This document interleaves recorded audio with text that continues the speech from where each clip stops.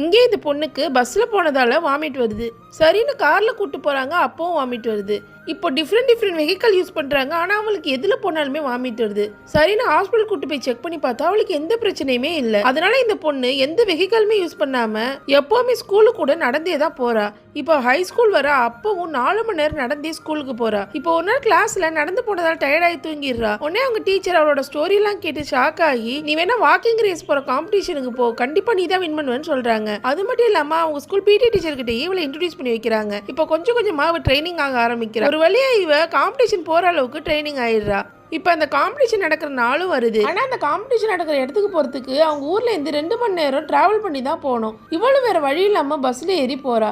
அவளுக்கு போகிற வழியெல்லாம் ஒரே வாமிட்டாக இருக்குது. இப்போ அந்த காம்படிஷன் நடக்கிற இடத்துக்கும் போகிறா. ஆனால் அவள் வாமிட் எடுத்ததால அவளுக்கு ரொம்ப டயர்ட் ஆகிடுது. அந்த காம்படிஷனில் அவளால் கண்டினியூ பண்ண முடியல. அந்த இடத்துலயே மயக்கம் போட்டு விழுந்துடுறா. அவள் எதிர்பார்த்த மாதிரியே அந்த காம்படிஷன்ல தோத்து போயிடுறா. இப்போ வீட்டுக்கு வந்து ரொம்ப சோகமாக இருக்கா. அப்போதான் ஒரு விஷயம் அவளுக்கு தெரியுது. அந்த காம்படிஷனில் கலந்துக்கிட்ட நிறைய பேர் போதை மருந்து யூஸ் பண்ணதால அந்த காம்படிஷனை கேன்சல் பண்ணிட்டாங்கன்னு, மறுபடியும் அந்த காம்படிஷன் வைக்க போறாங்கன்னு அனௌன்ஸ்மெண்ட் வருது. இவ சந்தோஷமாகி மறுபடியும் ட்ரைனிங் எடுக்க ஆரம்பிக்கிறா. இந்த முறை அந்த காம்படிஷன் நடக்கிற இடம் அவங்க ஊர்ல இருந்து 300 கிலோமீட்டருக்கு அந்த பக்கம் இருக்கு. உடனே நம்ம ஹீரோயின் இந்த மாதிரி நம்ம நடந்தே அந்த இடத்துக்கு போயிடலான்னு சொல்லி நடக்க ஆரம்பிக்கிறா. ஒரு நாள் ஃபுல்லா நடந்து அந்த இடத்துக்கு போய் சேர்றா.